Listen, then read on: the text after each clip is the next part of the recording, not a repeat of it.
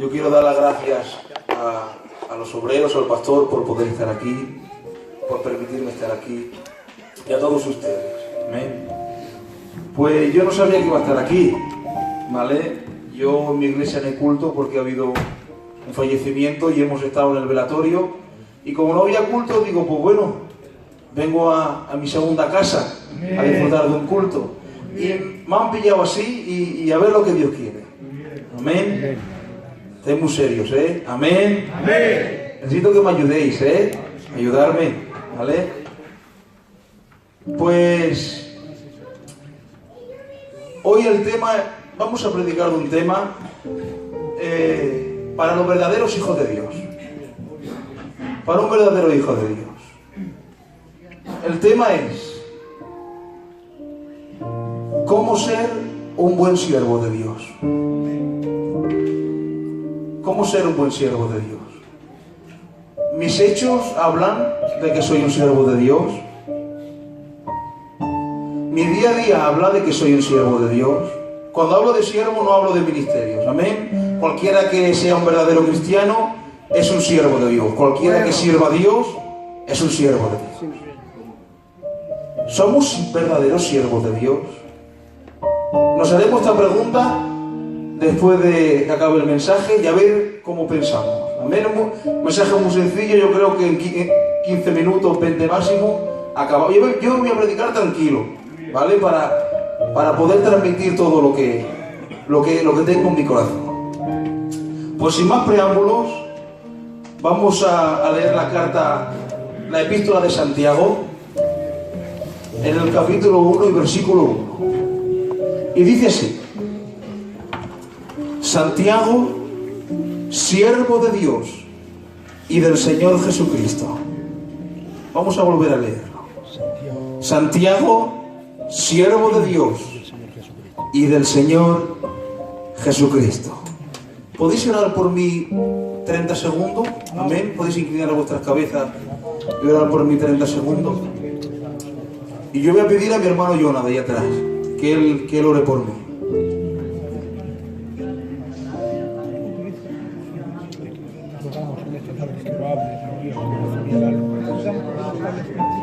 Rogamos a tus siervos, seas tú el que hable a través de ellos. Necesitamos palabra de vida. Necesitamos de ti, Señor, tu consejo, tus caricias de vida. Háblanos de esa palabra viva. Amén. Podemos tomar asiento. Esta es la carta de Santiago, todos lo conocemos. Es una carta maravillosa. Fue la primera carta escrita del Nuevo Testamento. Fue la primera carta que se escribió antes que Mateo, antes que Marcos, antes que Corintios. La primera carta escrita fue el libro de Santiago. Fue escrita alrededor del año 44, 47, 50 después de Cristo. Y es una carta maravillosa. Amén. Contiene 5 capítulos, 108 versículos y 54 maravillosos mandamientos que el Señor ha dado a su iglesia. Es una carta estupenda, es una carta maravillosa que contiene muchísimo. En tan solo 5 capítulos contiene muchísimo. Es una carta con tanto esplendor que los grandes teólogos la llaman el libro de los proverbios del cristiano. Es algo maravilloso. Pero yo no me quiero centrar en la epístola, me quiero centrar en la persona de Santiago. ¿Quién era Santiago? Si yo pregunto por Juan, me responderíais pues el 99% de la iglesia. El amado que se recostó sobre su pecho, hermano de Jacobo, o por Pedro también, el que le negó. Bueno, muchísimo. Pero si yo pregunto, ¿quién era Santiago? ¿Quién era Santiago? Sabemos muy poquito de Santiago y quizás sea una de las personas más importantes de la historia de la iglesia. Era uno de los pilares de la iglesia. Santiago era un hombre impresionante. En hebreo Jacobo, quizá leéis en la Biblia Jacobo, pero en griego Santiago, es lo mismo. La palabra Santiago, él tenía 2 sobrenombres.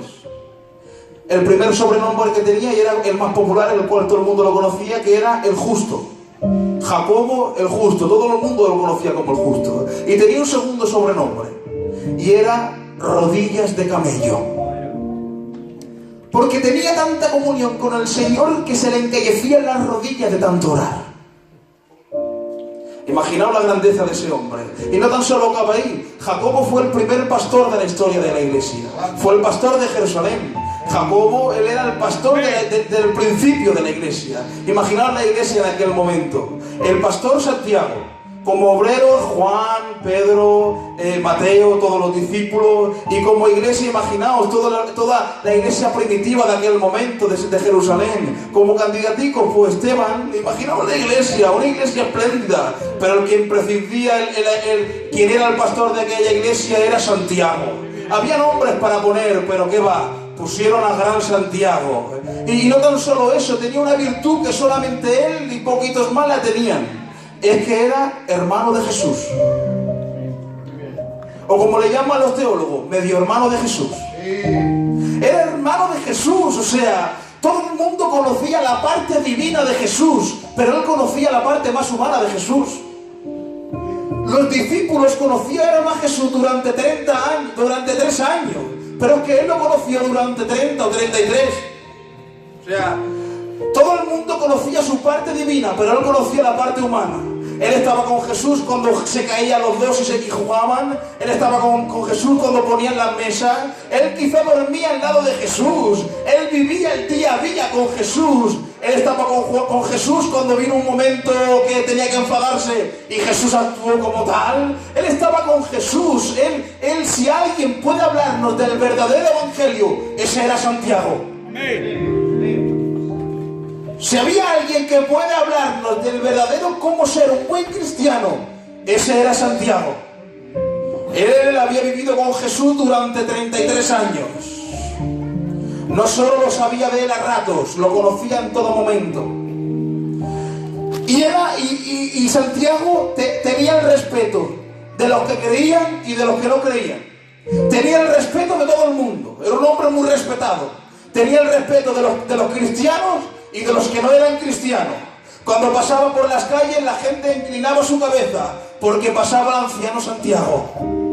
Cuando pasaba dentro de la iglesia, la gente inclinaba su cabeza. Estaba pasando el gran Santiago.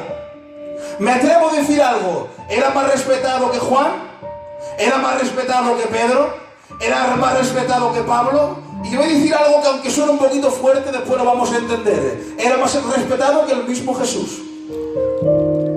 Porque a Juan, Pedro y a nuestro Señor Jesús los respetaban los que creían. Los que no creían no. Los que no creían los crucificaban. Pero es que Santiago no. Santiago tenía el respeto de los que creían y también de los que no creían.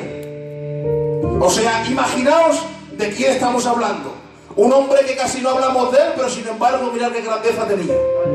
Un hombre muy respetado por todos. Y atención a esto. La muerte que tuvo Santiago estuvo a la altura de su vida. Tuvo una muerte increíble. Dice la historia, un historiador llamado Eusebio, que estaba Santiago y vinieron los fariseos delante de Santiago y le dijeron: Santiago, estamos predicando a todo el mundo que aquel Jesús que murió en la cruz no era el verdadero Mesías y nadie nos cree. Dilo tú, porque a ti sí que te van a creer.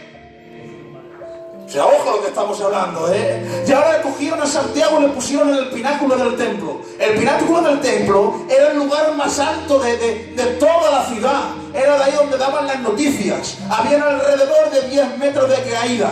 Y ahora dice la historia que pusieron a Santiago en el pináculo del templo. Y ahora le dijeron a los fariseos: tú, el justo, di lo que tienes que decir de Jesús. Y ahora Santiago, levantando su mano, dijo: Jesús era el verdadero Mesías. Y ahora, entrando en ira, todos los fariseos lo empujaron del pináculo del templo y cayó al suelo, alrededor de 10 metros de caída, y aún así no murió. Y se puso de rodillas y, recordando las palabras de su hermano, levantó su mano y dijo: Padre, perdónalos porque no saben lo que hacen. Y vino un batanero, cogió un mazo, le dio en la cabeza y así murió. Murió como un mártir de la obra. Murió como un mártir de la iglesia. Murió como un hombre grande como él se lo merecía.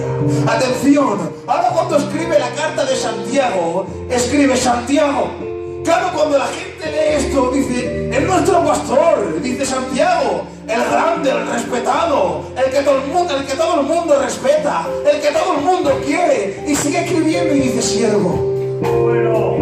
Amén. Siervo.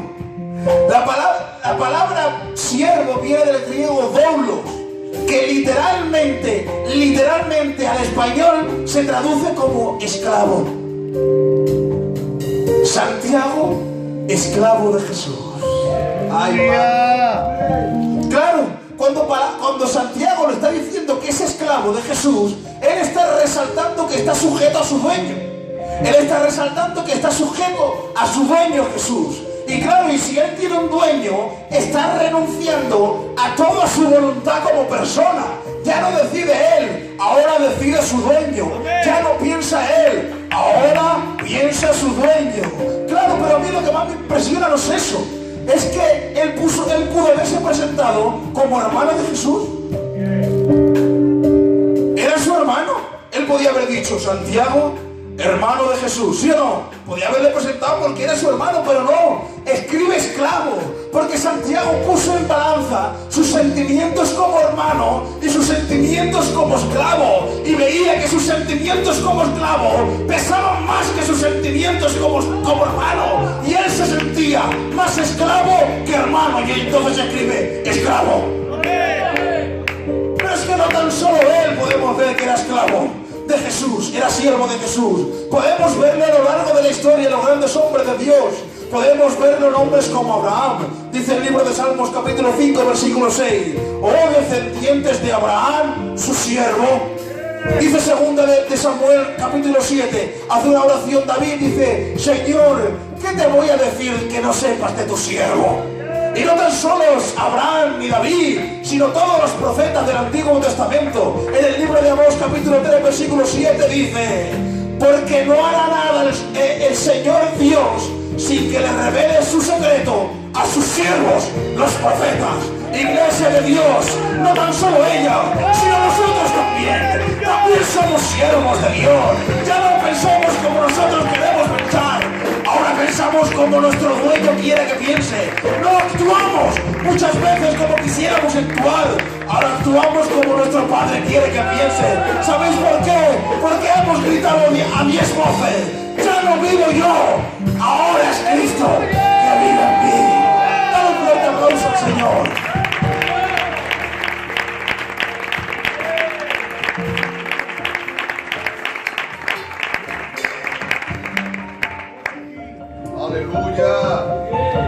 Siervos de Dios. Amén. El problema es que el Evangelio está escaso de siervos que quieran servir, pero sin condiciones. Señor, te sirvo, pero dame. Señor, oro, pero dame. Señor, vengo a la iglesia, pero dame. Que no. Que el Evangelio es por amor. Amén. El Evangelio está escaso de siervos que quieran servir a Dios porque nos aman.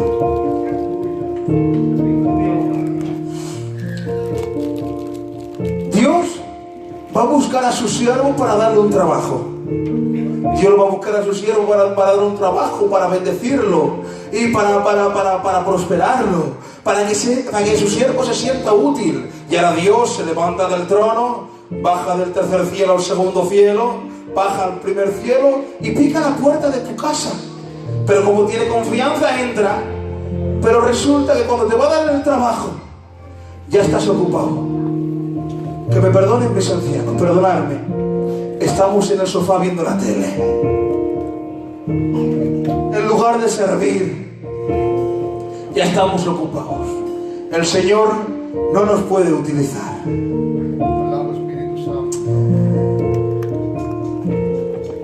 Dios,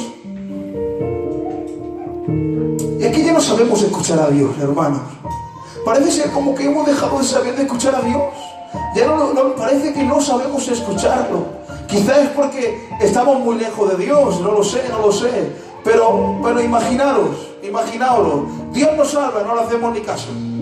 Sin embargo, Dios le dice al mar, mar, para, y el mar se para. Dios le habla a su profeta, Balaam, no le hace caso. Dios le habla al burro y el burro habla.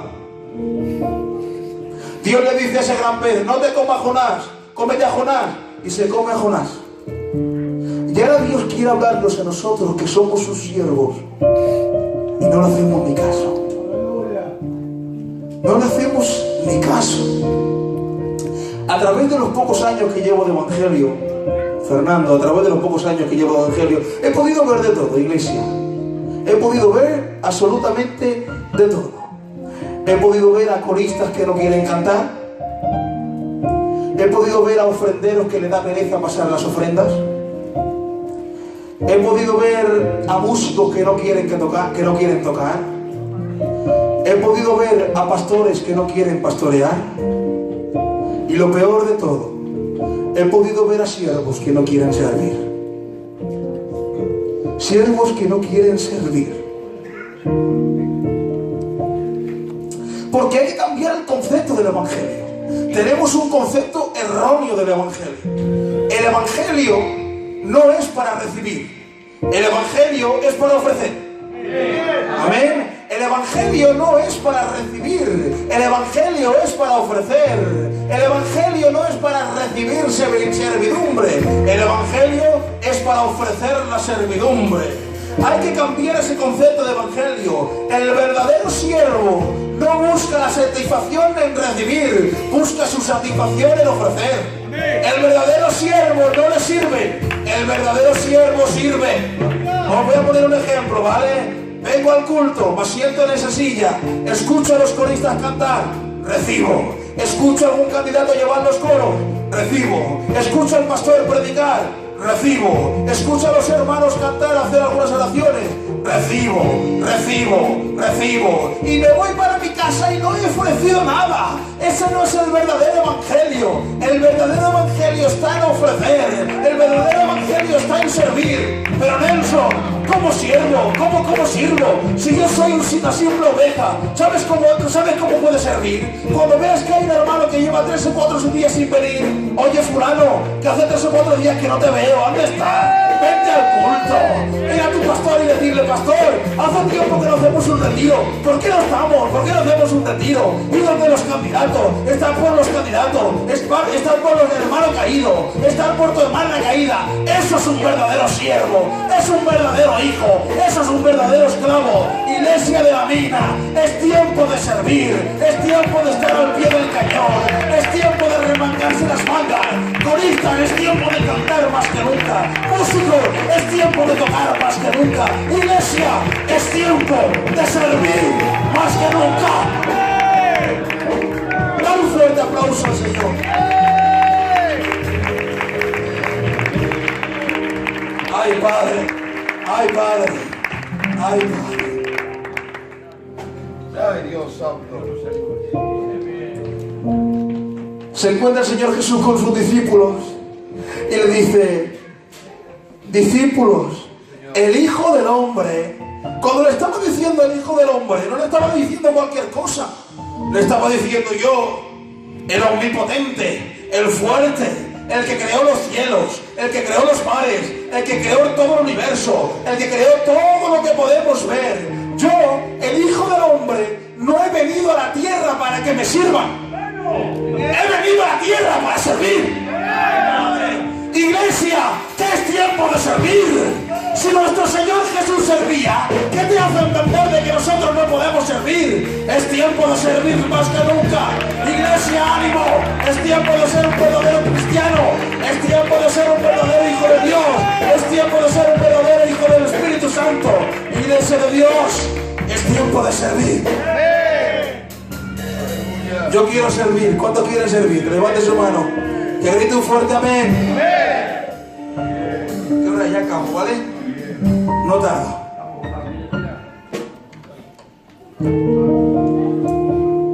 Me quedan 5 minutos.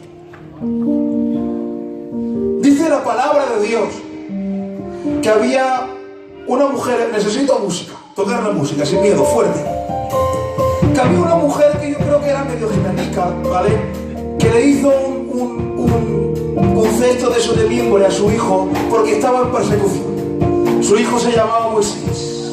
Y ahora dice la palabra de Dios que coge a esa mujer y deja a ese niño en el río. Atención a esto. El río es muy grande, podía haber pasado de todo. Habían animales, habían cocodrilos, habían peces, había de todo. Pero qué casualidad, no le pasó nada. O simplemente se podía haber quedado a la orilla del río, pero ¿qué va? Sigue andando y sigue andando. ¡Qué casualidad! Y el río se llevaba a ese niño. Y llega a la hija de Faraón. Ahora dice la palabra de Dios que la hija del Faraón coge a ese niño y lo cuida. Y hace un hombre de él. Y ese hombre, no vamos a entrar en detalles, ¿vale? Vamos a ir al final. Y ese hombre se hace mayor. Ese hombre llamado Moisés se hace grande. Y ahora Dios le hace el llamamiento de Moisés. Tiene una comunión con el Señor y le dice que liberta al pueblo de Israel. Y él coge y liberta al pueblo de Israel. Atención, él mientras que él era hijo de la hija de Faraón, atención a esto, él tenía la libertad de hacer lo que quería.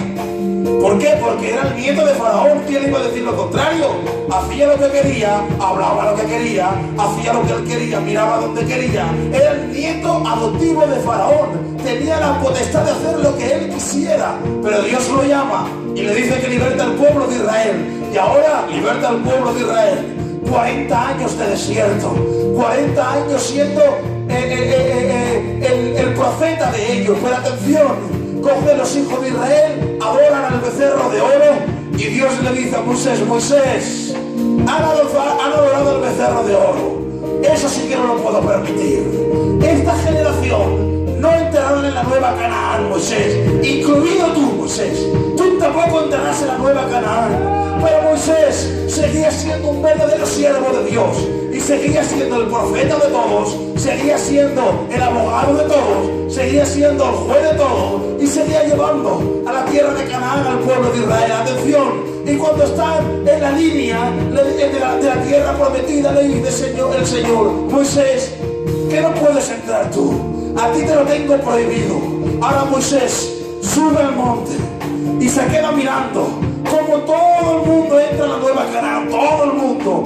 Y él diría, válgame Dios, me he matado para nada. Y ahora yo le digo, para Moisés, si en Egipto tenía la libertad de hacer todo lo que querías. En Egipto miraban lo que quería, hacían lo que querías. Pero Moisés, entra hombre, entra, que tenía la libertad de hacer lo que quería. Y Moisés me hablaba y me decía, es verdad, Nelson, en Egipto hacía lo que quería, pero como ahora soy siervo, como ahora soy esclavo, como ahora soy hijo de Dios, no tengo la libertad de hacer lo que quiera, no tengo la libertad de hacer lo que yo quiera. Iglesia de la vida, cuando estábamos en el mundo, teníamos la libertad de hacer todo lo que queríamos, mirar lo que queríamos, hablar todo lo que queríamos, hacer todo lo que queríamos. Pero atención, como ahora somos esclavos, como ahora somos siervos, estamos sometidos a nuestro dueño, estamos sometidos a nuestro jefe y no podemos hacer lo que queramos. Hacemos lo que el Padre quiere que hagamos. En el nombre de Jesús de Nazaret, dale un fuerte aplauso al Señor.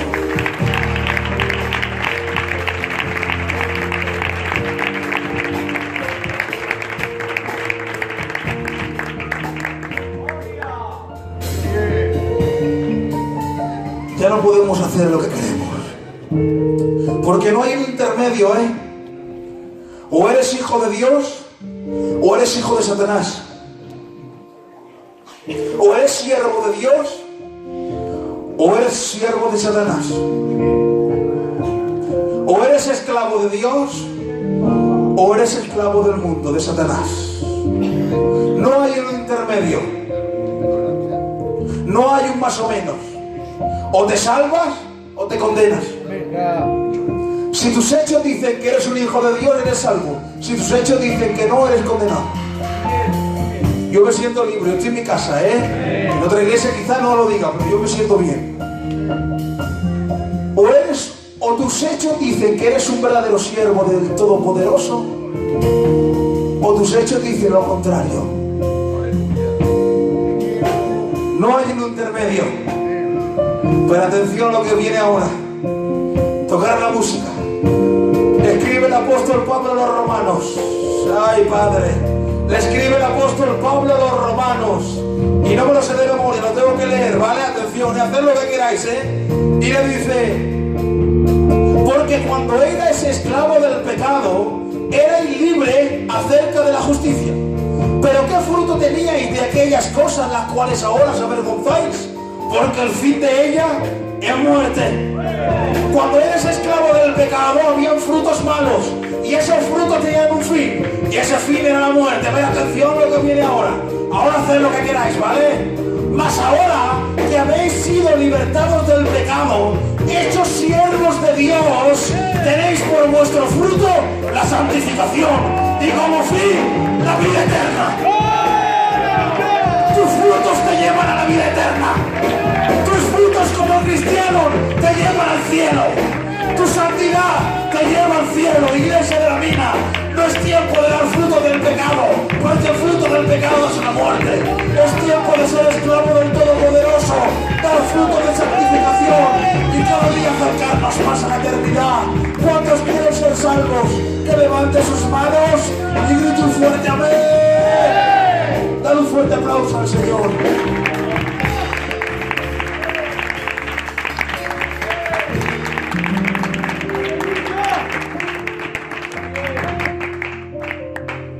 Te voy a proponer un reto. Tienes 3 días. 3 días para examinar tu vida. O hasta el domingo que hay culto. El domingo cuando vengas al culto, examina estos 2 días que han pasado atrás. Si has hecho frutos de santidad o frutos de pecado. Pésalo en balanza. Y donde más se volque la balanza, ahí se volcará tu destino. Pero yo digo algo, pero Nelson, si siempre nos han predicado que cuando somos siervos de Dios somos libres, ¿sí o no? ¿Cómo que ahora nos dice que somos esclavos? Os digo una frase y me bajo, que es muy tarde, ¿vale? No hay mayor libertad que ser esclavo de Jesús. Dale un fuerte aplauso al Señor y que el Señor lo bendiga.